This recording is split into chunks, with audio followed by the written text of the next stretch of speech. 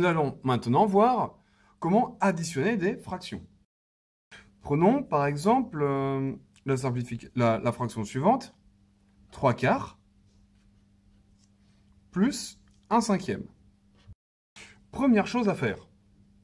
Déjà, regardez si les fractions peuvent être simplifiées. Dans notre cas de figure, je vous dis non, mais nous aurions pu aussi vérifier en faisant la décomposition en éléments simples, en facteur premier, je voulais dire. Donc ici 3 fois 1, ici 5 fois 1, c'est des nombres premiers, nous ne pouvons pas simplifier. Donc, moi ce qu'il faut, l'objectif est d'avoir un dénominateur commun. Ça veut dire la même valeur au-dessus et en dessous. Donc pour ce faire, nous allons devoir multiplier chacune des fractions pour avoir la même chose. Donc moi, ce que je vais faire, c'est que je vais me dire que je vais multiplier 4 par 5.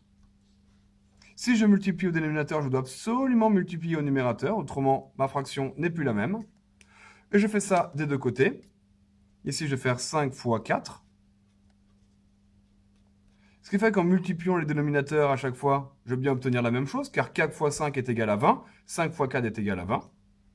Donc, je vais donc obtenir ici 3 fois 5, 15, sur 4 fois 5, 20, plus 4, sur 5 fois 4, 20. Je vais pouvoir maintenant additionner uniquement les numérateurs, car le dénominateur reste en commun, et j'obtiens 15 plus 4, 19. 20e. 19 étant un nombre premier, nous n'allons pas pouvoir beaucoup simplifier ici. Je continue.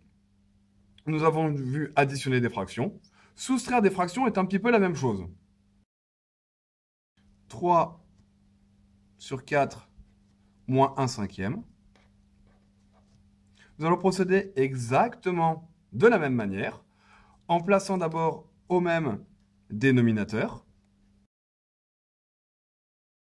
Étant donné que les dénominateurs sont en commun et que nous sommes sur soit une addition, soit une soustraction, nous allons pouvoir mettre sur le même dénominateur. Et nous obtenons 11/20. Voilà sur l'addition et la soustraction.